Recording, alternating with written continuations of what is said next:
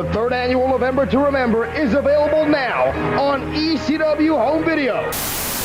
Dodging Motors. Command controller relieves neck, shoulder, lower back, buttocks, thighs. Fascist, white supremacist, unprincipled, ego nihilist. You claim to believe in something true. Rebranded hate, but it's nothing new. I will gladly punch you in your white power face. Make you feel my red power race. Nazis, fascists, and incel boys, turn down your racist noise. Nazi teeth, litter the ground. About that time you come around. Nazi teeth, litter the ground. About that time you come around.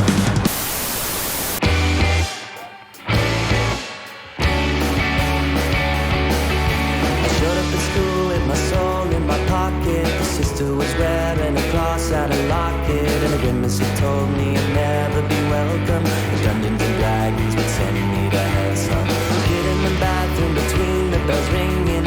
Shared with me how he made peace with the demons. The advice that he gave me was written on paper, passed between him and another 10th grader. 6 simple words: be gay, do drugs, hail Satan. Be gay, do drugs, hail Satan. Beelzebub is full of love. Be gay, do drugs. Hey,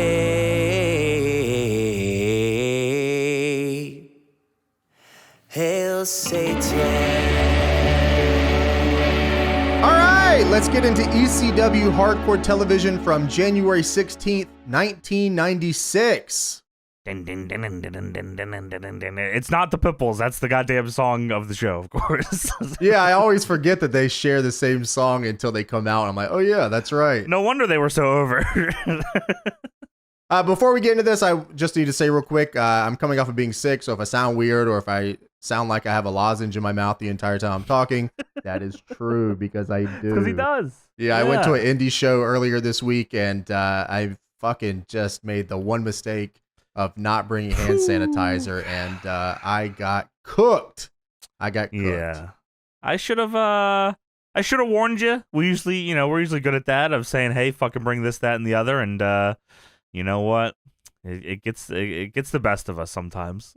Yeah, if you go to an indie show, man, I'm telling you, you will not regret it. Bring a little thing of hand sanitizer. It will make your experience that much more better.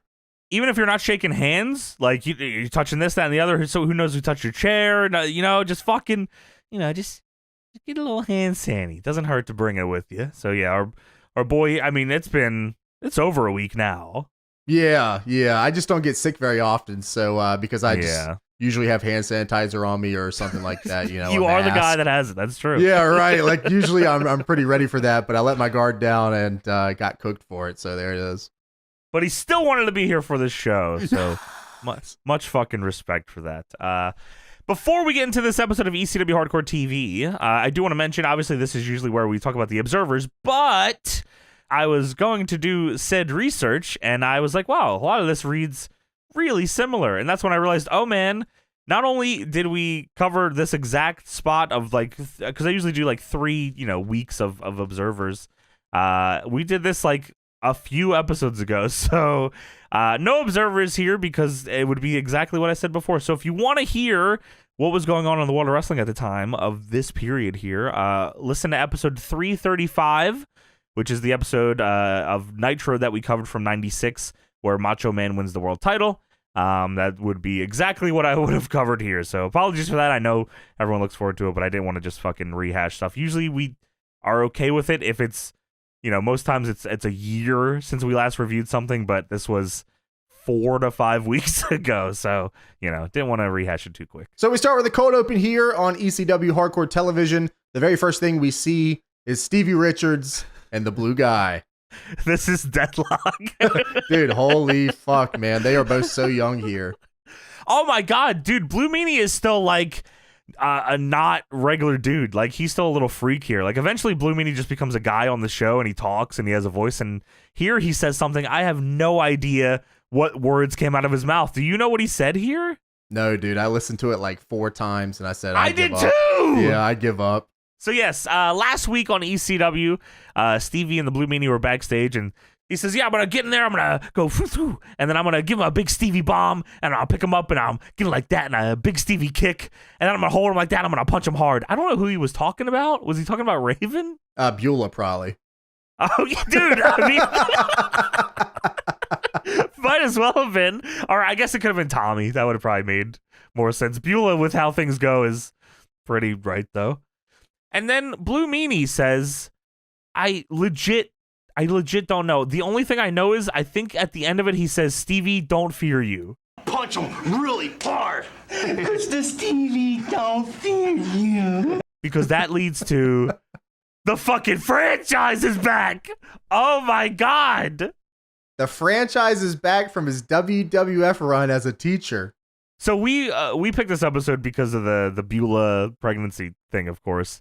I had no clue this is the same episode that Shane Douglas comes back from the WWF, and I also didn't know he came back from the WWF and was still faux Dean Douglas. Yeah, dude, he looks great here, man. He's hot. Dude, good look. I mean, fucking superstar qualities to him.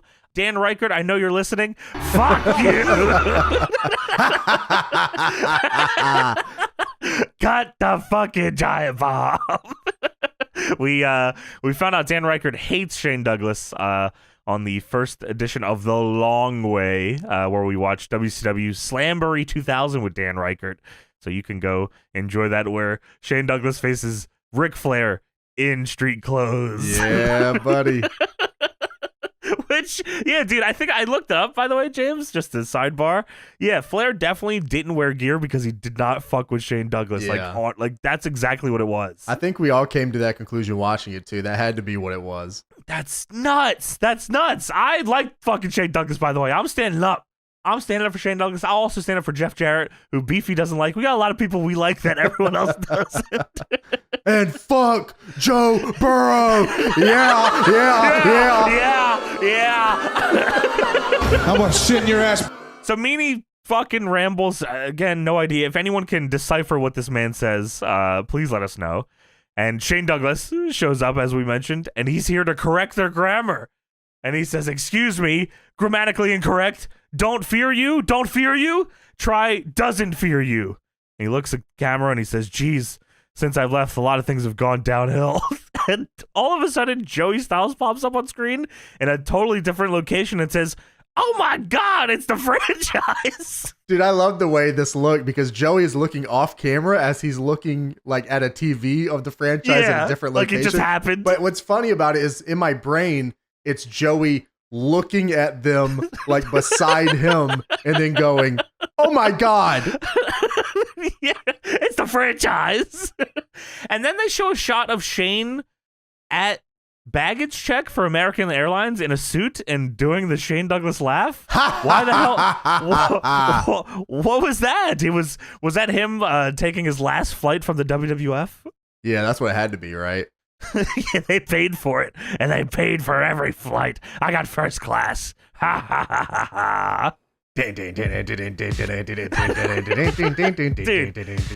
of all wrestling intros, man, I mean, we've watched the Raw one, you know, everyone has their crazy moments, but the compilation of moments that ECW has in their intro has to be up there with, like, some of the craziest, like, back-to-back things, dude. They show, like, 9/11 chokeslams 2 dudes, to Bubba Ray just standing outside stuttering, to a chair riot, to Sandman smoking, holding 2 belts up. They got everything here. Woman and Sandman, it might be like my favorite duo, man. They're awesome. It's fucking so good, dude. Super underrated act, those two. I mean, we see Woman on the show. She's with Too Cold, who I think is also at Sandman, so they must have been like some kind of like a click there, right? Sandman gets like Flanderized at some point, I feel like, you know? Oh, yes. Okay, yeah, I mean, his character here, I mean, while it's the Sandman, is very different from the Sandman of, like, you know, WWE, ECW, or even like 2001 Sandman. They are different. Drink the beer. Yeah, right. Drink the beer. Come out the crowd. Do the Make cane. save. Right, yeah. Right. Woman and Sandman is drastically different than that. Even though he shares the same stuff, like he still drinks the beer, he has the cane, et cetera, et cetera. I think this is a very cool run here. I think it's in the history of the Sandman. I think this is a very underrated part. Well, especially people that, that might listen to this. I don't know how many know that, like, he had a heel run. Because you think of Sandman, it's like, how could you ever boo this guy? Well, he was doing some fucked up shit. That's how you boo him. Yeah, I mean, before we started doing a lot of the ECW deep diving stuff, like, that's kind of how I knew the Sandman. He's the guy that makes the save. He's the guy that comes out and drinks the beer. He's here to save Tommy, or et cetera, et cetera. It is cool as fuck, too. It is. No, I love it. Like, he's always been like, I thought that was the coolest shit ever. Even when I was young, I was like, yep, that's the coolest guy I've ever seen. This guy kicks ass. Yeah, right. But it's cool to go back and see him, like, throughout his world title run here with Woman, and the way that they're able to change his character just a little bit. I like it a lot. Yeah, man, it's dope. No, I think it's fucking very cool, too. We start with a Joey Styles town hall. Joey starts the show here, and Bill Alfonso runs in the ring and says, I hate you. Dude, okay. I have to prepare everybody. This has to be, we've watched, I don't know the count, James, how many fucking retro shows we've watched, but it's been a lot. It's been, we're in the hundreds. Mm-hmm. This could be one of the craziest opening 15 to 20 minutes of any wrestling show I've ever watched in my life. Yeah, I think I wrote down here after the segment ended. I mean, there's so much to this. I'm going to have to scroll down in my notes to get to the end. It's very, very long. I think I wrote down here that this sums up ECW so well. There was like 9 angles in this opening segment. None of it ever stopped. It just kept going, and the crowd just had to understand what was happening. And man, I mean, they rocked off like 3 things in a row that are integral to like the main stories they're doing. Yeah, dude, it's all like pay-per-view pushes, and the crowd's there for all of it too. Like, they are super on board with everything. Like, all the maybe there's a couple things they thought would get a bigger reaction, which I'll touch on when we get back here. But dude, this is like fucking car crash. Like, we talk about Attitude Era car crashes. This is bang, bang, bang, bang, bang, bang, bang, never ending. Like, I didn't know it was gonna end. I thought we were gonna get a whole show of one segment that just kept flowing into another, which was like an ECW staple. Yeah, I think the biggest thing that like ECW had down pat is that it didn't really matter if you understood it, as far as it was just really badass. It was fucking awesome, like, dude. Yeah, right. Like, as a fan, let's say it's your first time at the arena or whatever, and like you go and see this, you have no fucking clue what's going on. I mean, like, you're just like, what the fuck? But like, every small piece of this is very fucking badass. So you're like, wow, I'm in whatever this is. So let's fucking get into it, because this is a lot. So, as you said, Joey Styles starts the show. Bill Alfonso comes out, and he says, first of all, Joey Styles, I hate you. I've always hated you. I hate 1976 ECW. What? Is that what he said, 1976 ECW? I went back 3 times. I hate 1976 ECW. Oh, all right, yeah. Yeah, I guess it probably wasn't that good. It probably did suck. First of all, Joey Styles, I hate you. I've always hated you. I hate 1976 ECW. I hate Todd Gordon, and I hate you. I hate Todd Gordon, and I hate you. And Joey says, are you nuts? He says, I'm Bill Alfonso, and I'm here to say, why don't you do more interviews with Taz? Huh? That is his main grievance, is that Taz is not getting enough TV time. Well, if Taz gets more TV time, Bill Alfonso gets paid more money, so there you go with that. That's true. He is the manager of champions, after all. And Bill says, why don't you put me on the TV too? Look at me when I'm talking to you. And Joey is getting mad, and Joey says, would you stop ruining the party for everyone? Like, give your ass show up, Bill Alfonso's talking. And now Bill Alfonso is fucking pointing and yelling at fans because they're holding up signs. One says, Taz is Alfonso's bitch, and he gets super hot over that one. Dude, I loved it. He gets super hot at that sign, and then he goes to another sign and says, look at this sign. What is this one? It says Drop Dead Alfonso on it. Yeah. Drop Dead Fonzie. Yeah. He says, you better make some good signs. And Joey Styles loses it.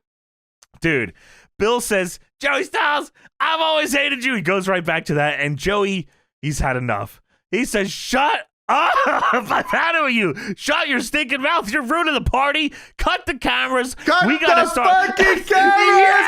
Yeah! Baby, that's the fucking word of the week. Baby, the confetti cannon.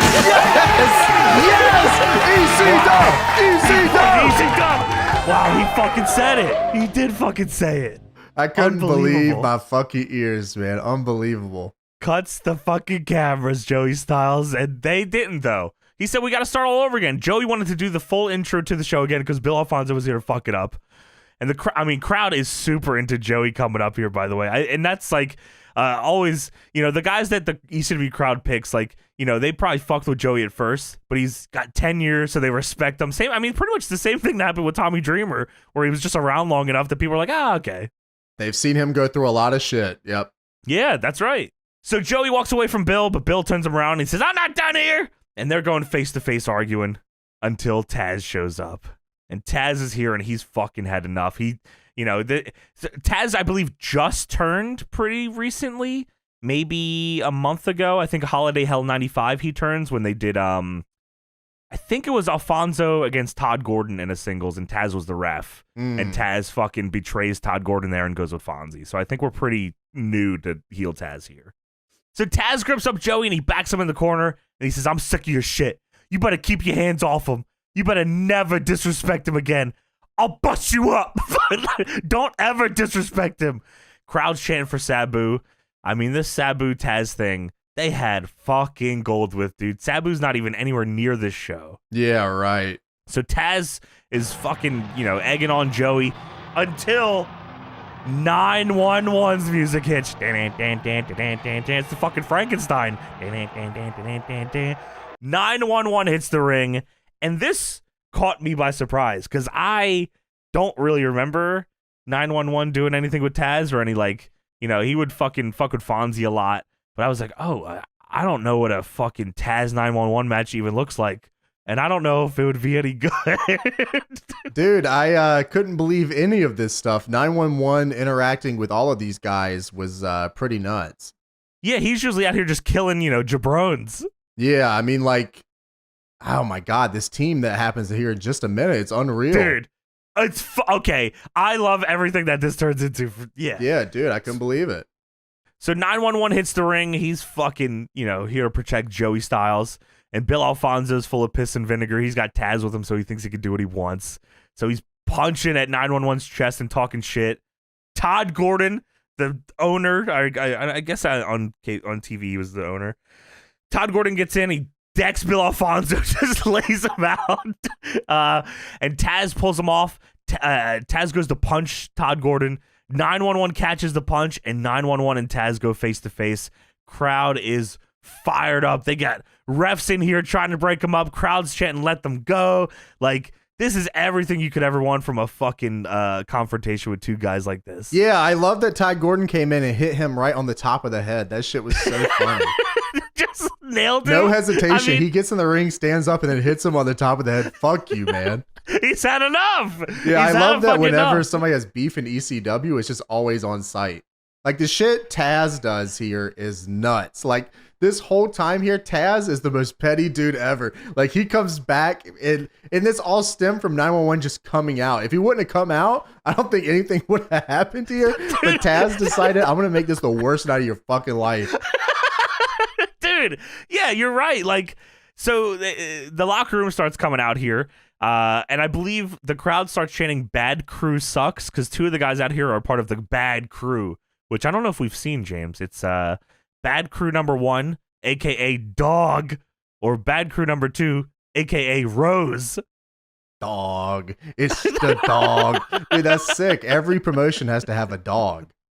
Dude, every promotion has a dog, and every promotion also seems to have, or at least ECW had a few of them, where it's a team where it's the team name, and the members of the team are just the team name with numbers. Pitbull number 1 and 2, Bad Crew number 1 and 2. I do like that. So everyone gets 911 out of the ring, but one guy is left in the ring, and that guy just happens to be El Porto de Cano, and he just happens to be wearing a anti-Bill Alfonso t-shirt, which, wow, what unfortunate timing for this man to be wearing this. Is that the t-shirt that we see on the commercials that says like Die Fonzie or something? Die Fonzie, yes. That is the fucking, it's a drawing of Fonzie's face, and it says Die Fonzie. Did he? Yeah, he bought it for $20 post-paid. That's awesome. So El Porto de Cano has this anti-Bill Alfonso shirt, and Bill Alfonso's pissed. He fucking slaps him, rips the shirt off of him. That is not enough, though, because Taz then grips him up and hits him with a half and half Taz flex on top of his fucking head. Dude, that was so gnarly, dude. He drops him nuts. I mean, I get it, like he's, maybe lower on the card, which means Taz gets to fucking kill you. I mean, that's Taz's gimmick. If he throws a shitty Tazplex, then the gimmick dies. You know what? That's a good fucking point. Well, Joey's here to protect El Porto de Cano. He pushes everybody back, and he pleads that Taz is going to kill him, and Taz had enough of Joey again. He grips him, he says, Joey, I'm telling you, you're pissing me off. And Joey's pleading, he says, Taz, it's me. Like, come on. Like, which is, again, Taz is newly heel, so they're, at one point, I'm sure him and Joey got along. Well, 911's back, and he goes face-to-face with Taz again, which I was like, I assume maybe they thought there would be a bigger reaction to 911 coming back to face off with Taz, because it definitely didn't. Like, people were like, oh, okay, like, what, can we finally get something here? It wasn't really as raucous as the first face-to-face. Sure, which, I mean, there's always diminishing returns with stuff like that. Sure, yeah. Well, Taz is talking shit with 911, and now the Eliminators are here. The Eliminators are here. They chop block 911, and they start stomping this dude out. And not only, James, are the Eliminators here, but your boy is here too. The world's sexiest man, Jason Knight. Oh my God. He's got the goddamn leather jacket on. I mean, it's cut right to the waist too. Come on, dude, man. That's dirty. No shirt. Yeah, that shit is nuts. He's the manager of the Eliminators, and he's here to fucking help out. He hugs Bill Alfonso. Dude, the Eliminators pick up 911 and hit this dude, this big bastard, with total elimination. I mean, they spam this shit like Day of Reckoning. I mean, they start using that shit on everybody, man. It's so fucking over, too. Like, it is such a kill move still here. I guess it always was, but, eventually everyone starts doing it. And it wasn't always the total elimination. We learned that. No, what was it? The Eliminator Hurricane? I'm not sure. I don't remember what it was. I just remember that. But something like that. I love that Joey powdered out of the ring, and then when he got on commentary, he acts like he's blown up and starts commentating as he's blown up. I love that Joey always committed to the continuity of the show. It's silly, but like it's cool that he did that. No, it helps you stay in like the world, right? Yeah. And like, I mean, for all it's worth, I don't know, eventually he has Don Callis and he has, Joel Gertner, but for a lot of these early ECWs, he's just by himself, and he tells the story just fine, if not better than if he could with somebody else. Yeah, right. He was always committed to getting the full story out. Even if it has to sit there for a minute, he's going to get that story out. Yeah. And he, like you said, he's catching his breath, and he says 911's never been in a compromising position like this, but he's also never come face-to-face with Taz. So they're obviously, trying to get there. And so Saturn and Cronus are taking turns. I mean, they're choking out 911. And who could possibly help here, James? Who could save 911? Dude, I couldn't believe my fucking eyes. Rey Mysterio Jr. with an ECW shirt runs down and tries to cross body press Cronus. And Cronus catches him and immediately plants him and goes for a double jump moonsault, which you do on a fucking run-in guy. But he missed. He missed the double jump. Saturn misses a moonsault as well. Saturn with the hair, also fucking crazy, by the way. Yeah, I know, dude. It's always so jarring to see when we go back and we go through this. Yes. Cronus is also super beefy at this point. He is just killing these moonsaults. They look awesome. He's super athletic. I don't know as much about Cronus as I mean, I know him in the Eliminators. I've seen that, and like I know a lot more about Saturn just because we've watched him in WWF, WCW. Mm-hmm. And played in the video games. And fucking he's the video game guy. That's true. Right. That is fucking true. Well, Saturn misses a moonsault, and then Rey does a slingshot moonsault onto both of them. And I mean, we're firing here. Rey is going fucking nuts, dude. this thing that Rey does here is nuts. Rey, he head scissors arm drags the Eliminators. They're outside. Rey climbs up to the top. He's facing inside of the ring. He moonsaults over the ring post onto these dudes. I fucking lost my mind. Yeah, dude, that was awesome. It reminded me of like how WCW would do stuff too, because they would always do the entrance way on the corner also. Oh, the corner. I love that stuff. Yeah, and of course in PWG, like Ricochet and all those dudes were always doing the triangle style jumps over the turnbuckles and shit. I always thought that was so cool. And like seeing Rey do it here, like what a scary move. It looks so great. They got an awesome shot underneath too. Like Rey is he's just amazing, dude. Dude, he's so fucking fearless. Like, that scared the shit out of me. I mean, you know, how many, like you said, the Ricochet dive, we've seen 1,000 versions of post dives now, but a moonsault over the ring post just seems fucked up, and he crushes it, dude. And Joey's playing it up on commentary. He's like, Rey Mysterio Jr. is the first person to ever come rescue 911. Yeah, like, this is a team that's about to happen. Like, this becomes a match. I couldn't believe it. Dude, yes, okay. I don't know when it became a match, because I don't remember there being a bell. I just know there's a point here where there's a pinfall, and then now we're in a match. Yeah, technically it's 911 and Rey Mysterio Jr. versus the Eliminators in a tornado tag team match. Fucking insane, dude. And like, this is like the smallest version of Rey Mysterio you'll ever find. Like, no TV show has seen Rey at this size. So Rey has like both the Eliminators number early here. They're just selling for Rey. He's just too quick. He's doing all his shit. Saturn finally cuts Rey off here, and they just start beating down 911 again, who's just been sitting in the corner. I mean, he got total eliminated, so he's out for a second. It's funny because like you can tell 911's not used to being on the cell. No, hell no. There's a part later on in the match where it's like, holy shit, I don't know if I've ever seen this guy selling. This is nuts. Yeah, but he's trying his best by laying around. So Taz runs down again here as they beat down 911, and he fucking just starts choking out 911 with the orange towel. Dude, he's choking him with the orange towel, and Bill Alfonso is trying to reach around with a white towel to join in to double choke 911.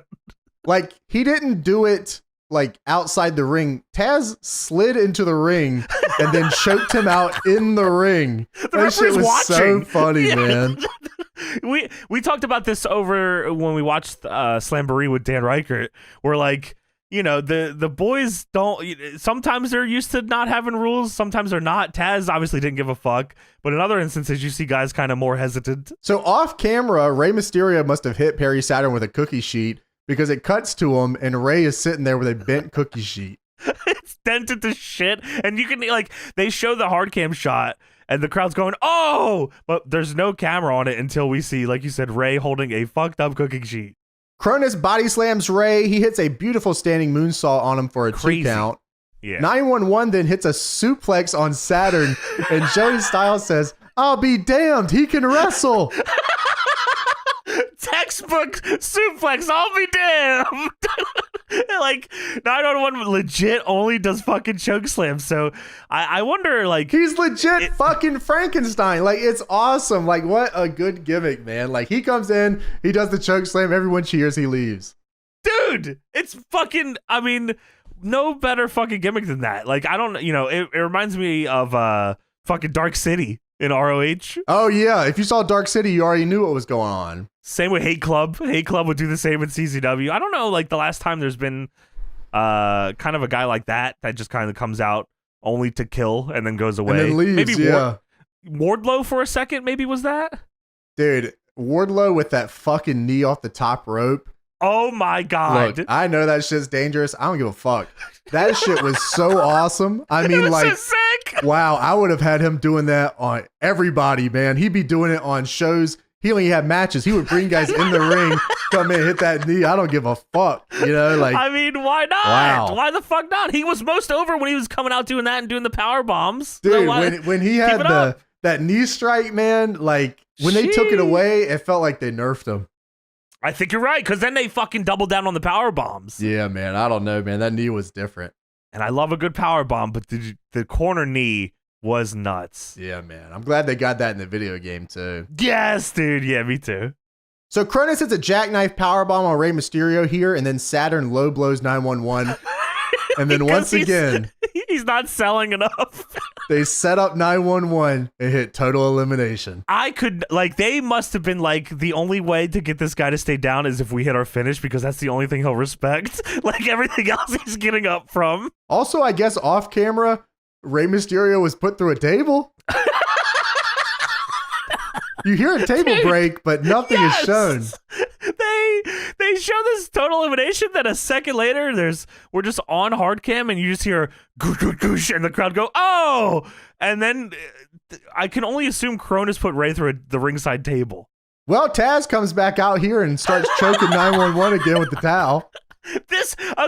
There had to have been like some plot was missed here, or I don't know if Taz was supposed to like do more to 911 and 911 wasn't selling enough or what, because it didn't feel like Taz was supposed to be out of here this many times.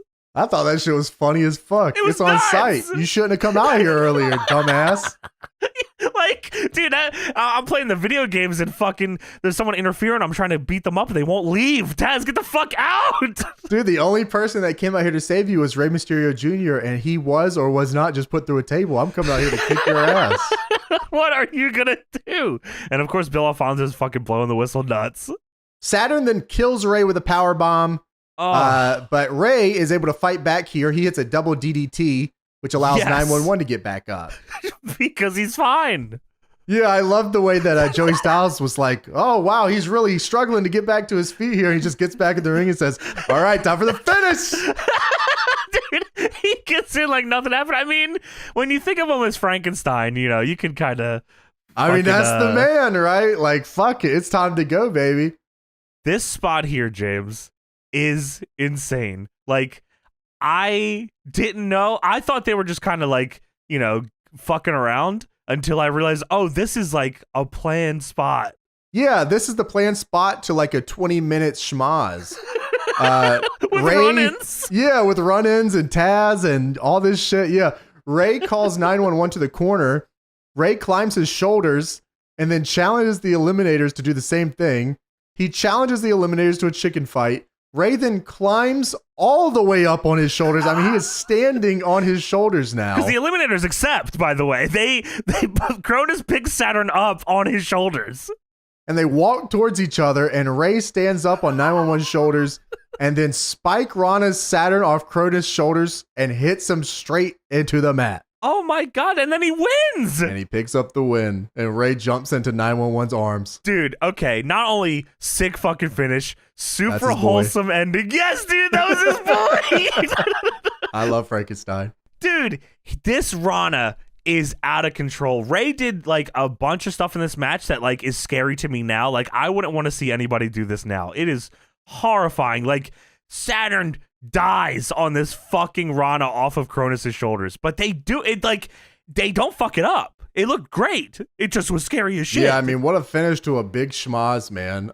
Chicken fight that ends with a Spike Rana, and then of course the Eliminators get back up. They chop block 911. It's not over. It's not over. Saturn hits the Dominator on Rey Mysterio. Holy shit, he crushes him with that thing too, dude. And then of course, could have just hit a body slam or something, but well, they gotta hit their move. Yeah, Dominator will work too, I guess. The Eliminators then pick Rey Mysterio back up and hit total elimination on him. Like, dude, I loved everything about it, and if that was the end of it, I would have been super happy. But the pit bulls run down. Oh shit, start the show. Start the fucking show. So the pit bulls run down. Francine is the manager of the pit bulls. And Francine attacks the sexiest man on the corner of Swanson and Rittner. And they start going to town in the ring. Dude, she whoops his fucking ass. She's gorgeous, by the way. Oh my God. Dude, yeah. Dude, complete smoke show. All the women at ECW were just hot as hell. I mean, Jason is fucking, a gorgeous man, but Francine might. Dude, Jason is actually super hot at this point. Dude, it's funny. His gimmick is like the sexiest man and like, wait a minute, it is kind of hot. What's going on here? Dude, it's weird. ECW is known for, like, being fucking crazy and having, like, slobs here and there. There's some fucking handsome dudes on this show, man. Yeah, I love that he just went down immediately to Francine too. Dude, that shit was so funny. They're in the ring. She's whooping his ass. And I wrote here, this is the most chaotic start to a show I've ever watched before. Yeah, we're still technically in the opening segment of this show. Yes. Well, the Eliminators pull Francine off Jason. Oh my God. They set her up and they hit Francine with total elimination. Dude, okay. This is what, the 4th or 5th one we've seen here? This was the gnarliest one. Joey Styles lets out a sad, oh my God. Dude, I mean, they crush her with this fucking thing, and then they powder. Fucking jerk-offs. Dude. That was definitely supposed to be the big takeaway from this segment. Like, if the Eliminators are going to lose to Ray and 911, they got to keep their heat. So they're going to kill Francine with this. And she takes it, man. She takes it like a champ there, and they do a whole angle where the EMTs come out and everything and take her out on a gurney. Oh, we don't call them EMTs here, James. This is damage control, of course. Oh, right. Yes. Forget about the big EMT on the back of the shirt. That's damage control. Taz didn't make the damage control shirts yet. Holy shit. If they made them wear damage control shirts, that'd be funny as hell. That'd be sick as fuck. Yeah, the like you said, EMTs come out, That's BB Bush. Put her on his stretch. I can't believe you remember fucking BB Bush. Dude, of course I remember BB Bush. Yeah, she's a staple. Yeah, she is a staple. She's on the show way too much. Dude, BB Bush and the fucking security guard with the Triple H hat are 2 staples of the Attitude Era. Dude, right. Triple H stole his whole gimmick from that guy. And he stole his gimmick from a guy on this show, too. What the hell? Dude, yeah. 2 guys that were very integral to the game character was the security guard and Shane Douglas. Dude, yeah, I love when anything happens where EMTs have to come out and the crowd do the sirens. Whoop, whoop, whoop, whoop. Yeah, that is super funny. So they take Francine out, and Jason is still here, James. He's sexy as hell. Jason? Jason! That's what the crowd should have did. Didn't happen yet, I guess. So Jason gets back in, and for some reason, I don't know why he got back in to do any of this, but he hits Pitbull too with a chair, and then he's taunting because he's the sexiest. Classic manager deal here. Yeah. Come in with the chair. Managers have 0 attack attribute. He uses it on Pitbull number 2. Pitbull number 2 just says, it didn't hurt that bad. Turns around. Jason turns around like he just made like the swing of the century, right? But Pitbull number 2 no-sells it completely, turns around, and then mother effing bombs Jason onto the Eliminators. Fuck you! I loved it, dude. Yeah, that was awesome. Fantastic. This was what, 15, 20 minutes opening? This entire start to finish here? Dude, I mean, it intertwined like 9 different angles with a bunch of different dudes. Made a tag team? Yeah, what was super cool about ECW was their ability to intertwine their faces and their heels. Like, not everyone's in like a huge drawn out rivalry. The faces like the faces, the heels like the heels. Right. The heels sometimes don't like the heels. You know, like there's just constant shit going on with the same like 12 people. You know what I mean? I always thought that was super cool. It's weird to see like, you know, how easy it is for that to get lost, right? Because I think wrestling, a lot of times people feel like they got to reinvent the wheel, which sometimes it does call for that. But, you know, fucking going back to basics. I mean, who can't understand fucking the good guy save the good guy? Yeah, right. So we go to commercial. ECW is touring in different places. They kind of run down all the shows that they have here coming up.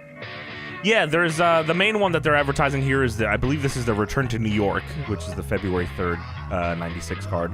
Crazy song they got here. It's Line Up by Elastica, and like the entire part of this commercial that they use for this song is just it sounds like just somebody moaning the whole time. Deftones style. Yeah, Sandman and Scorpio versus Gangsters. Dude, Deftones is like fucking 100% what I thought of. I thought of you immediately. Yeah, so this card is looking, pretty stacked here. Sandman and Scorpio, I assume with Woman against the Gangsters. Ray versus Psychosis, which is, fucking just being able to book that is nuts. 96 too, like they're so young. Cactus and Mikey versus the Eliminators. Raven and Stevie versus Dreamer, and a partner of his choice, which was a classic. Probably ended up being Terry Funk every time. And this match is nuts. And I don't know if this exists, but I kind of need to see it. Sabu versus Mr. Hughes. Yeah, that's definitely an interesting match. I wonder if it even happened. There's a good fucking chance it didn't. That's a good shout. Yeah. Like, that's not, but I mean, they bring Mr. Hughes into the fold here. You know, he's a part of I guess he was a part of the show before, and we'll kind of touch on that here soon.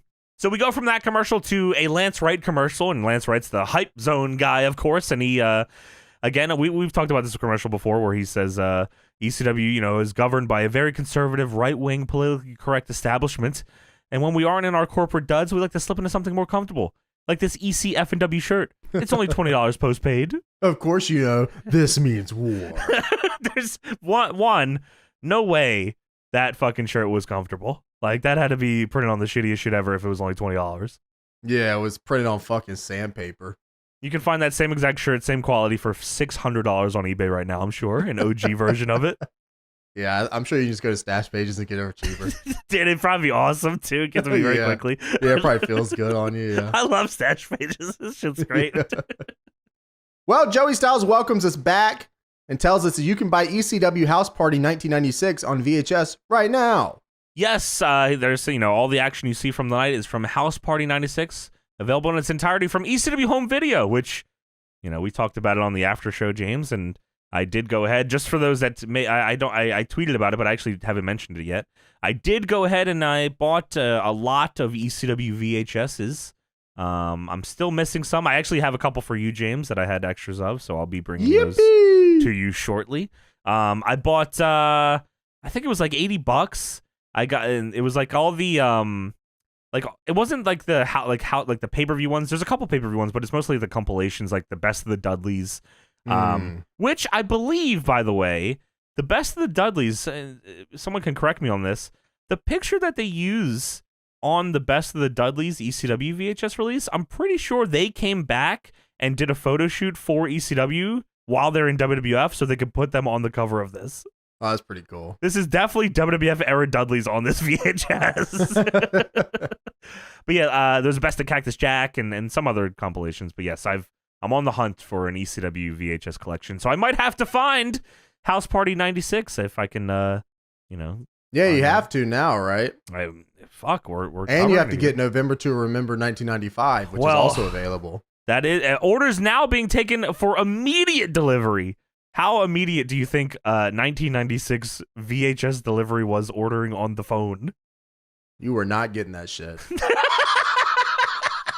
Like, come on.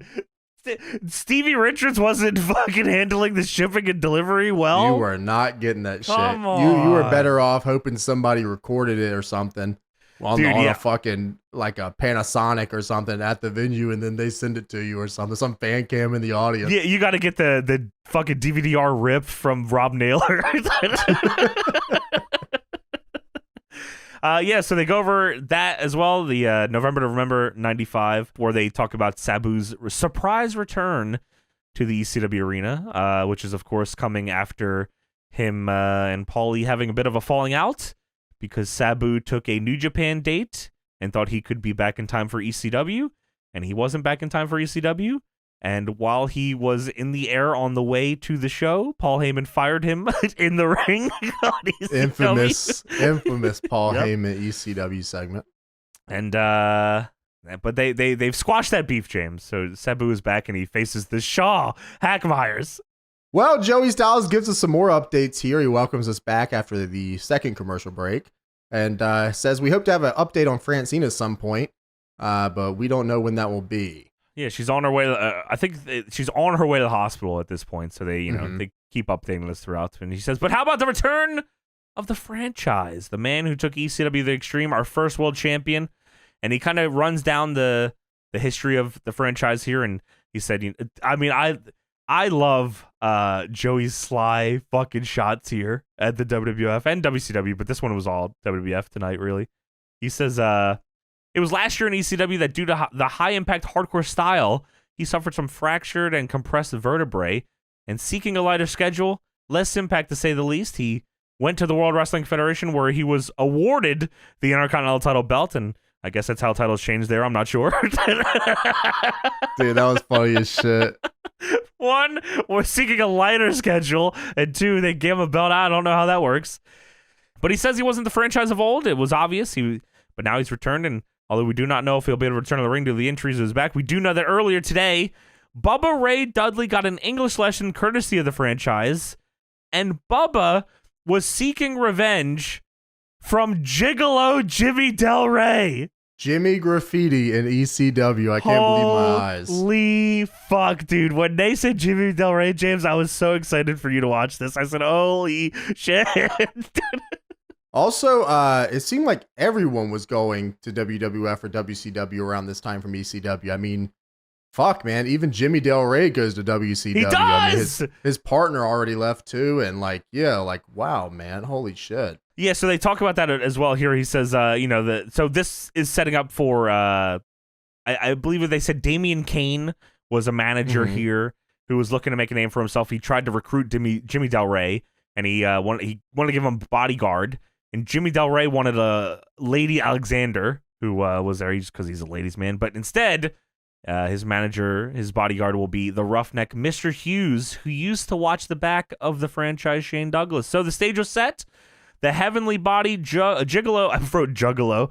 Gigolo Jimmy Del Rey. I definitely did too at one point. Jimmy Del Rey, Great Muda, and Clowns. Gigolo Jimmy Del Rey, Sans partner, who was zipped out of here to go one-on-one with Bubba Ray Dudley. Of course, if you don't know, Tom Pritchard was his partner in the Heavenly Bodies, and Tom Pritchard went to WWF to be Zip to team with Chris Candido, who was Skip. And the Body Donnas. Yes, the Body Donnas with Sonny. Yeah, I think Joey Styles makes a reference to that later. That is correct. He does, yeah. So we have Bubba Ray versus Jimmy Del Rey. The whole Dudley family is here, and they come out to Highway to Hell. Dude, we might have talked about this before, but in my brain, I thought that was just Spike's theme. I didn't realize that Spike kept it Roman Reigns Shield styled when he split from the group. I'll be taking that. I mean, great fucking song. But yeah, like you said, all the Dudleys are here. Sign Guy Dudley, Chubby Dudley, Dances with Dudley, and of course, Large Brother Big Dick Dudley. The crowd is huge on Bubba, by the way. They're chanting, buh, buh, buh, buh.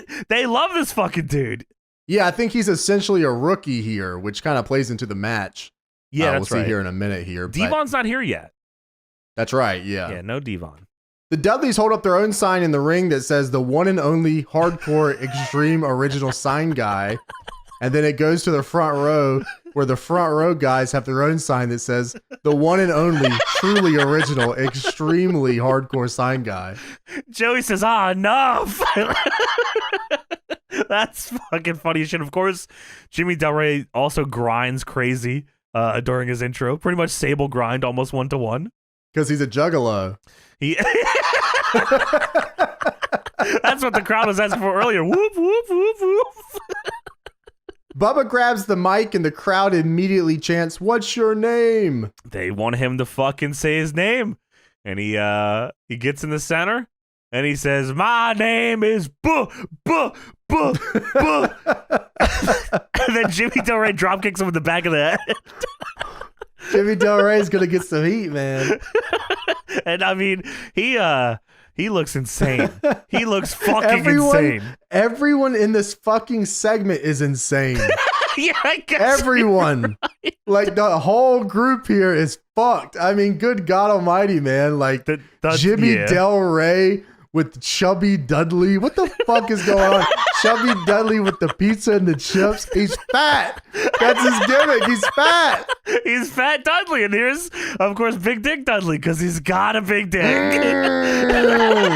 With his fucking broken leg. Dude, he still came to the show with the broken leg. Is there ever going to be a show that we watch where this fucking guy doesn't have a broken leg? He's like Jack Victory with the wheelchair. Did he? It was the motorcycle accident that did it, right? That's right, yeah. I mean, it fucking destroyed his leg. I mean, that thing is in like a super cast. Dude, yeah. I mean, he's fucked. But he's still here, and he's still here, and he's still doing a He's intimidating still. Yeah, dude. Like, man. He's a part of the match. Yeah, man. This group is fucked, man. It's so funny because, like, once again, it's one of those deals where if you know the Dudleys from the WWF, you're like, oh, yeah, it's Bubba and Devon. They like the tables. They do their thing. 3D. Shit's awesome. Then you come here and you're like, what the absolute fuck is going on? like you said, even in the WWE, like yes, documentaries and shit, it was always Devon and Bubba, and they were talking shit to the crowd, et cetera, et cetera. Right. They got the heat. They got the riots. Yeah, but then you come back to like 96 and you have like the whole family here, and you're like, wow, I didn't even know this was a thing. Like, well, this is nuts. But it's pretty entertaining. It's unique, man. It's unique to like just this time period with just this audience. Yeah, it's interesting for sure. Jimmy Del Rey drop kicks Bubba from behind and the bell rings. Bubba backs Jimmy to the corner, and Joey says Jimmy Del Rey looking for his tag partner, but he's signed to the World Wrestling Federation where he thinks he will have a sunny future. Don't bet on it. Dude, don't bet on it. Yeah, that guy flipped out and zipped over the WWF. Dude, I mean, that does suck. They brought in the Heavenly Bodies and Tom Pritchard immediately signs to WWF. Dude. Yeah, like, oh fuck! I guess we still got Jimmy Del Rey. They look over; he's grinding in the corner. Oh Jesus! Oh man, what the hell do we do with this guy? Honestly, dude, ECW is the only place that he still has a job. Like any other place, he's fucking gone. We cross dissolve into a later part of the match because I imagine this match sucked. Had to skip the shittier parts of this match here. Bubba hits a splash in the corner and covers for a 2. Bubba argues with the ref, and Jimmy Del Rey kicks him low.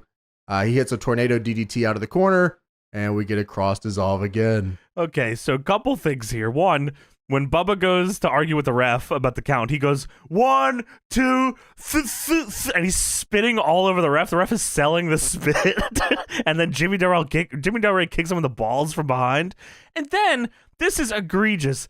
I was begging Joey to fucking say something about this. Jimmy is seated on the second, or he's seated on the top rope here. Bubba feeds in to go to cut him off. Jimmy Del Rey thumbs him in the eyes. Bubba is wearing glasses. Bubba is fucking wearing glasses. Why did that stop him? If someone poked me in my glasses and it pressed into my eyes, I'd be like, ah, man, that sucks. You know what? I guess I can't argue that. I don't wear glasses. Fuck, you have better experience there. Oh, hands off my glasses. I hope they didn't break. I don't have any second glasses. Well, then he took a... Okay, they call it... they don't call it tornado DDT. Is that a finish? What? That should have been a finish. Taking his glasses off and breaking them, and then they beat him. Because he can't see. Oh, I don't know if I've ever seen that. That'd be cool. So Bubba goes for a powerbomb here, but Mr. Hughes gets on the apron. Bubba hits him, but Del Rey gloms him from behind. Del Rey hits the ropes, but Bubba grabs him for the DDT and picks up the 3. Of course, Big Dick Dudley is on the apron as well. He's going face to face with Mr. Hughes with his crutch and his big fucking cast on his leg. Yeah, and Bubba hits a splash while the Dudleys stand tall. Dude, the Dudleys whoop Jimmy Del Rey's ass. Bubba hits a huge splash, like you said. And, they said that Big Dick laid out Mr. Hughes with a crutch, by the way. We didn't see this. There's a lot of things we don't see, like Rey Mysterio going through a table. That just happens. But yeah, then we fade, and we see Jimmy Del Rey and Mr. Hughes back in the ring. The Dudleys they're also all in the ring. We're facing off here. And Mr. Hughes says, "We both know somebody that can teach you proper English, boy. Bring him out here." And everyone's like, what the fuck is going on? And then Perfect Strangers by Deep Purple hits, and the fucking franchise is back, bitch. Huge pop for the fucking franchise. Throw up the 3s, all that shit, triple threat in this motherfucker. God damn, the franchise is back. Yeah, so franchise comes in the ring here. He grabs Chubby Dudley's chips and throws them into the crowd. And he goes, Bubba, what the hell is that? There have been some purgatorious times for all of us in the last 6 months. And Joey says, "Purgatory's nothing, Shane. You were in hell, amigo." Holy fuck. Fuck WWF. And don't even get me started about WCW. That's where you're going, Shane. That's going to be even worse. Shane said there's a whole lot of things to be fixed around here. I not only happen to be the world's greatest wrestler, but I also happen to be the world's greatest English teacher. Ha ha ha ha ha. And I'm going to teach you some proper English. And he slaps the shit out of Bubba. And that was the lesson. Because he says, all right, I said there's a lot of things to be fixed, and they start tonight. because the franchise is back. Big pop. Don't know why he had to slap Bubba for that, but nonetheless, Shane Douglas, we just saw his return to EC-Dub. So we get highlights of this matchup here. Cold Scorpio versus Mikey Whipwreck from House Party 96. It is for the TV championship. Yeah, Joey goes over and he says, Mikey defending the TV title against Cold Scorpio, a title he won thanks to Cactus Jack, who is now his World Tag Team Championship partner, and Mikey's not too happy about it. And yeah, so we go into this match here, and Scorpio is on the mic, and I mean, it cuts from Joey immediately to Scorpio on the mic, mid-promo saying, I'm going to kick your ass, Mikey, like it's never been kicked before. Now, what do you got to say? And Mikey takes the mic and says, Scorpio, I come out here every week. Everyone thinks they can just come in here and kick my ass. So I'll tell you what, if you want this belt so bad, I'll just give it to you. And then Mikey hits Scorpio directly in the head with the belt. Yeah, I like that. It reminded me of the Christian Cage Bangkok promo. Oh, yeah, dude. Okay, I totally see that. Yeah, I liked it. I mean, that's funny. Dude, yeah, everyone expects me to just come get my ass kicked, so fuck it. He take the title. I love Mikey's ECW gimmick. It's kind of, him and Spike aren't too different, I guess. Maybe Mikey leaves and Spike kind of takes his spot there, but I love that character. Feisty underdog, sure. Yeah. Shouldn't ever get a win just because everyone thinks he's a small, shitty little fuck, but always finds a way, and now he's fucking TV champion. Well, Too Cold big boots the belt into Mikey's head and then proceeds to kick his fucking ass for pretty much the entire match here. He beats the dog shit out of him, man. He throws him in the air face first. I assume this match is more, maybe they just cut this for time, more so than the match was shitty that I assume the other one was. Because they fade in and out of this of Scorpio doing a crazy, fallout powerbomb to Mikey. He's whooping his ass. Yeah, powerbomb, bulldogs him into the chair. He hits DDP's deal. Hits a fucking incredible moonsault here. Dude, his moonsault's nuts. He's not a small dude either at all. No, man, he's unreal. He's legitimately unreal. We watched some of his WCW stuff too. I think he was teaming with Brad Armstrong at the time. Yes. Just unreal. I mean, this guy was a menace, man. Yeah. He's fucking fantastic. Yeah. I mean, he's been everywhere, so you can see why. Too Cold gets up at 2 after the moonsault and starts laughing. Too Cold then hits Mikey with a superplex, and then he lets him up at 1 and starts laughing. Woman is on the outside begging Too Cold to just fucking win the match. Please win the fucking match. She wants the title. And Scorpio just keeps picking him up. The crowd chanted, "You fucked up" at one point when he picked him up. And I mean, Scorpio's super confident here. Scorpio does a goddamn 180 splash, which is just insane to look at. How the fuck does that even work? Mikey eventually hits a tornado DDT on Too Cold and covers him, but it's a 2 count. Mikey follows up with some of his own stuff. Frank and Mikey. That's a Frank and Mikey. Frank and Mikey, but Too Cold powders. Mikey does something cool here. He fakes him out with a dive. I love that. And then Too Cold goes into the crowd to get out of the way. And then Mikey heads up to the top and jumps straight into the crowd. Oh my God, dude. Yeah, that was fucking awesome. The fake in the baseball slide was super smart. Mikey just, finding his spots there to get up on Too Cold. I mean, I will never not love an over the guardrail dive. Scares the fuck out of me, though. Yeah, it's sweet. We crossed us off, and Too Cold hits a belly to back on Mikey. But Mikey hits the ref on the way down, and the ref falls down. Elbows him out of that, and, what's going to happen now is the ref bump, something's got to happen. Well, what happens is Raven is here. Fuck yes, Raven's here. And he faces off with Scorpio. Scorpio's, cocked back. He's ready to fight. And Raven does the Brian Myers taunt. And then Mikey spins him. Trust the system. Mikey spins Raven around, and Raven hits the even flow on Mikey. And Joey on commentary says Cactus isn't going to like that because Cactus and Raven have a kind of a kinship right now as well. And obviously Cactus is taking Mikey under his wing, whether Mikey likes it or not. And Joey says Cactus isn't going to like that. There's going to be some trouble in the back. And woman starts fucking begging Scorpio to pin Mikey, even though the ref is out, but she just wants him to at least attempt a pinfall to win. So Too Cold picks Mikey up, hits him with a power bomb. Then he heads to the top rope. Jesus. And hits the fucking moonsault leg drop. Dude. Jesus Christ. And yeah, of course, Mikey is out cold. He's dead. I don't know if Joey was just saying this or if that's the name of the move, but Joey says he dropped the bomb. And I was like, that is fucking a great name for this move. Moonsault leg drop. Yeah, he fucking killed him. How about that? He's fucking dead. You killed Mikey. The Mikey killer. Like, what the fuck? Again, this dude is too fucking big to be doing shit like this. How is this fucking possible? He moonsault leg drop. Like, I don't see dudes doing that now. This was 30 years ago. Yeah, I love that Too Cold just had to prove a point, right? Like, they had course. some heat, and Too Cold said, I'm going to beat your ass. And he does. I'm going to show you. Powerbomb, then heads up, calls for it too, does the fucking spinny fingers. Yes. Goes up, and then fucking kills this guy. Oh, my God. Holy shit, man. Yeah. Dude, holy fuck. Too Cold wins the TV title for the 4th time here. I mean, why not, right? Like, why would you not give this guy all the titles? He's fucking awesome. And him and Sandman are like underrated duo. Like, they're cool as shit together. Yeah, that is dope. That is super cool. Yeah, like fucking Too Cold. How about that? Yeah, Scorpio gets the win. Mikey dies. I thoroughly enjoyed that. I mean, I don't know how long the actual match was, and that's, but what they showed, I did enjoy. The Joey Styles says he is being summoned to interview Stevie Richards, but here's Rey Mysterio Jr. Yeah, he says, while I make my way down the ring, here now in the locker room is Mexican sensation Rey Mysterio Jr., and now because I have no choice, I have to interview this clueless putz, Dancy Stevie Richards. And I did. It's very funny how this turned out here because I saw this promo and I said, man, I would love to know what's being said here so I don't just have to say they spoke Spanish and we move on.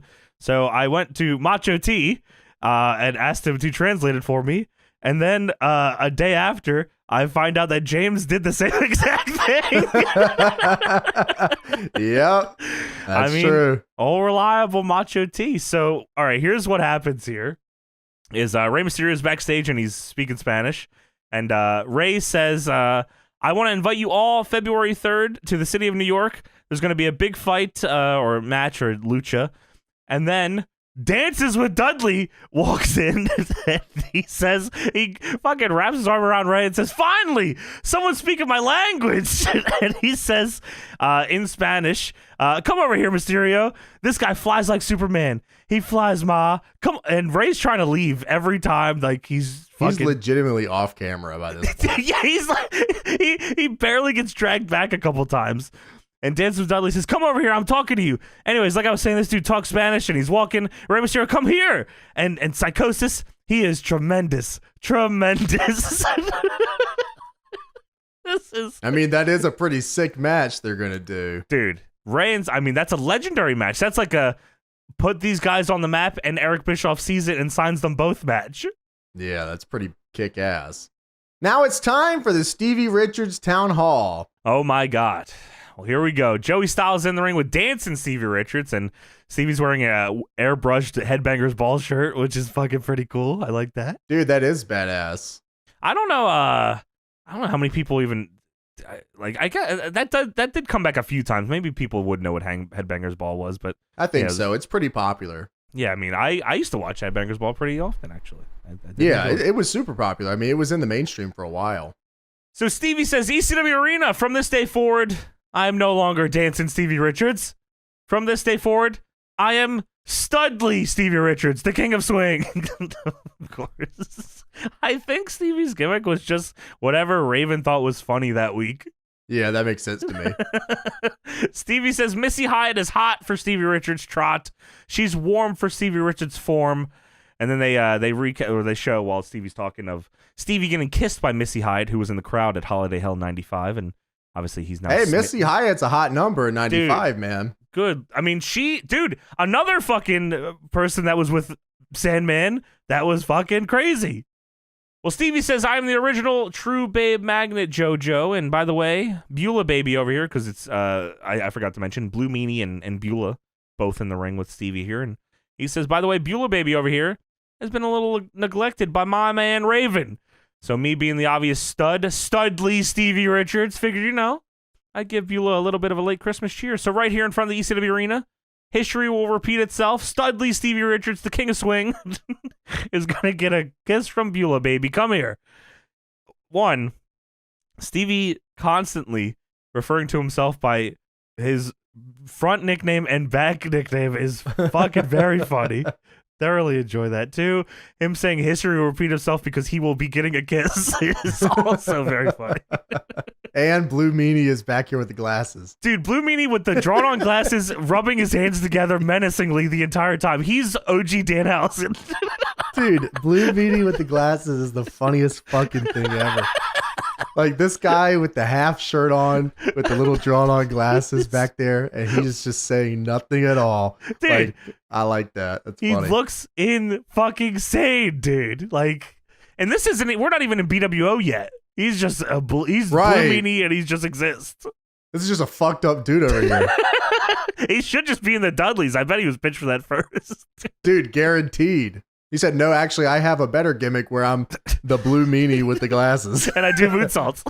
Oh, all right, cool. Yeah, we got you down for that. I guess what we'll make this guy Chubby Dudley. Yeah, I guess we'll put you with Goldust someday, too. Why not about that? Goddamn. Yeah, you're somehow going to make a lot of fucking money in this business.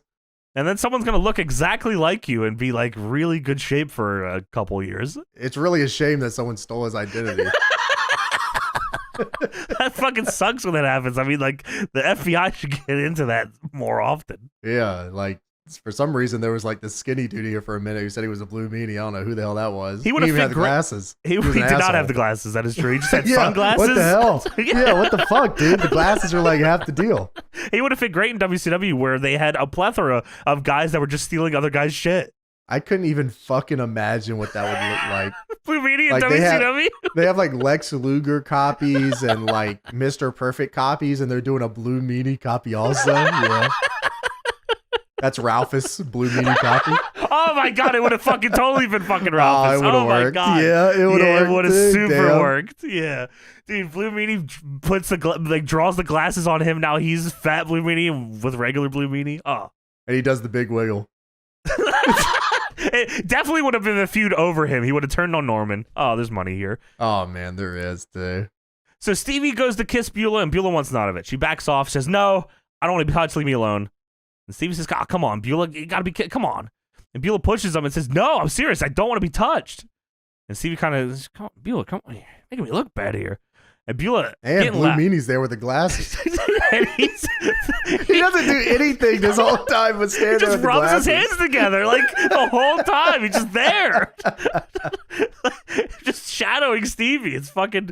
He's Stevie's. Raven. Stevie is his Raven. Yeah, like we don't even question it at this point. It's just like, yeah, that's the Blue Meanie. He's just here with me. So Beulah says, "You don't understand. I don't want to be touched." And she shoves him and says, "Stop." And Stevie says, "Oh, what's the matter? Is it because you're Raven's girlfriend?" And Beulah says, "No, I'm pregnant." And the entire building goes, "Whoa!" And Joey fucking looks at the camera. He's like, "Oh," he tiptoes away. I mean, everyone sells this perfectly. And Stevie immediately starts jumping up and down saying, "Yay, I'm going to be an uncle." And then Raven no clips in out of nowhere. Where the fuck did he come from? That's the fastest man I've ever seen. Raven walks in, he shoves Stevie, and he gets in Beulah's face and says, "You're what? You're pregnant. What are you, stupid? The pills say one day at a time, moron. What are you, an idiot?" And Beulah says, "What do you care? It's not yours." And Raven, I mean, there has never been a man to throw a punch as fast as this after hearing a sentence. I mean, Beulah, "It's not yours" wasn't even out of her mouth before Raven turned and punched Stevie in the head. Milliseconds, man. Dude, yeah. Decked him. Stevie drops. Raven is on top of him, kicking his ass, just going to town. And Beulah says, "Stop it. It's not his either." And Raven gets up and he stares her down. The crowd is now chanting "Meanie." Which would have been nuts, by the way. Yeah, it'd be funny as shit if she had the kid and the kid came out with the little glasses on. They should have like not said who the father was, and then the kid comes out and like they go to the hospital and they have the kid, and it's like, who is it? Who's the dad? Take the little veil off the baby. It's got the glasses, and it turns around and Meanie's back there doing the dance. He's rubbing his hands together. Oh, turn back around. The baby's doing it. Holy fuck. That's what WCW would have did. That maybe WWF. Holy That's more WWF. shit, wow. Well, Raven stares her down, and Beaulah says, it's Tommy's. And Raven's fucking pissed. Goozles her. And then Tommy, of course, hits the ring. He's also dressed like Raven. I don't know what's going on there.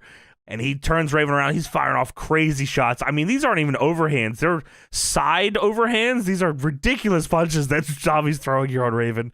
He's fighting off Stevie and Meanie, and he lines Raven over the top. And then we get a shot of Beaulah beating Meanie and Stevie over the head with a frying pan. Yeah, she connected with those too. Where the fuck did that come from? Where did she have? I assume so from the crowd. Oh, sure, okay. So Dreamer is kicking Raven's ass on the floor. Dreamer grabs a sign that says, Tommy, use my sign. And Tommy brings it on the ring and then hits Raven in the head with it and rips it apart to show that it's a stop sign, which is fucking awesome. Yeah, that's classic. He then hits a DDT on Raven on the stop sign. And then Tommy, who is hungry, coerces a fan to give him a pie from the crowd, and he eats the pie, and then he hits Raven with a pile driver onto the pie. What the fuck is going on? I don't know why they did that.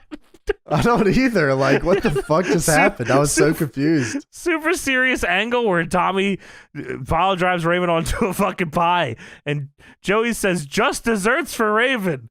All right. So Dreamer, lays out Raven, and Dreamer's music hits, and him and Beaulah hug, and the crowd pops, and Joey says, Tommy and Beaulah are an item, soon to be parents. And that's the Except it's not Tommy's, it's the Blue Meanies. It's the music. He's got the glasses. He's got the glasses. The baby's got the glasses. That's what Joey would have been screaming. He's got the glasses. Oh my god. Oh, we have footage here from the hospital. Beaulah had a successful delivery of the baby, and we're going to get a first look at the ECW born baby. And they go in, and there it is. Pull the veil off. Oh my god! The baby's got the glasses. The baby's got the glasses. I mean, this is a pretty big angle for ECW here. This fucking Beaulah Dreamer Raven thing and the pregnancy thing, which of course turns into Dreamer having Kimono Wanalea and Beaulah as double valets because they're also together. Because they're hardcore. Yeah, I mean, this is pretty fucking. This is one of like the bigger ECW angles that I remember of Tommy and Beaulah getting together here after fucking all the Raven shit. I mean, this is pretty fucking. I enjoyed this actually. Well, Joey Styles gives us the post-game wrap-up, goes over the show we saw, goes over some of the other matches on the videotape. There was RVD versus Axel Rotten. Holy shit. Sandman versus Conan for the ECW title. I've heard about that match. I heard it was like, I heard it might have been good too. Oh, nice. Yeah, we might have to check that out. I think they said Sabu versus Stevie Richards. Yes, that's right. And Public Enemy's final match in ECW against the Gangstas. And of course, then they... Is this them going to WWF or WCW? It has to be WCW, right? They're not in WWF till like later. That's right. Yeah, we watched their entire WWF run.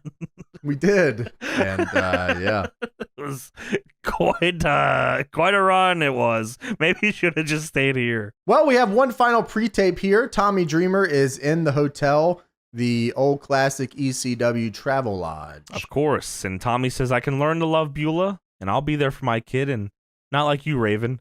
Which, sadly, that Raven will not be there for his kid. That sucks. He's not like you abandoned me. He says, you want to play a game of one-upsmanship? Well, I'm up one. And I was like, oh, that's a pretty cool line. And I was like, they could have ended it there. It would have been a way cooler ending. But then they continue on. And Tommy walks into one of the rooms, and Beulah's in bed. And Tommy says, Beaulah, like kind of like Zandig. Fuck. Or like Undertaker says Raven. You were pretty good out there, Beaulah. Beaulah. You did good tonight. And Beaulah says, Tommy, I want to feel your pain. And then Tommy looks back at the camera and points and says, go. And then the cameraman backs out of the room and then zooms in on the please do not disturb sign as we go off the air. Way cooler promo if they didn't do that second part, but a lot of Tommy's promos don't hold up very well, sadly. Probably just called in room service, ate a whole pie. Oh, and there's ECW's Tajiri with the pies. Yes! Yes! And that's how he debuted. A little history lesson for everybody here.